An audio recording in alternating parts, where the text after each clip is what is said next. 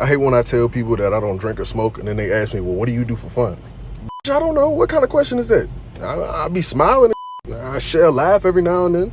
I be doing the same shit you be doing. I just got the default settings on. I love this video because it speaks to my college experience. I know when you watch the movies, when you hear stories from your uncle or your dad or whomever about how college is supposed to look, there's some pressure to kind of fill those shoes. There's some pressure to do whatever the things, activities, experiences that they say they did for you to do it so you can have the same experience. And in this video, I just want to challenge you to believe something different. And that is you create your own experience. You create whatever it looks for you. And it may look lame to other people, but that's to other people, right? So I don't want you to have the mentality that, you know, if I wasn't smoking, if I wasn't drinking, if I wasn't having sex with all these people, if I wasn't going to spring break at these lavish places, if I wasn't driving the cars that everybody else was driving, if I didn't have the money to spend on the weekends when everyone else goes out to restaurants, if I didn't join this fraternity or this sorority or this,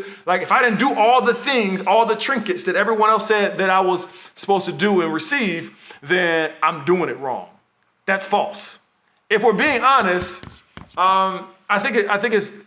if we're being honest, my college experience had nothing to do with parties, had nothing to do with alcohol, had nothing to do with drugs, had everything to do with fishing, had everything to do with basketball, had everything to do with video games. That was my college experience. And now when I look back on it, it's not a situation that I'm looking like, oh man, I missed out. Not a day goes by that I think that I missed out.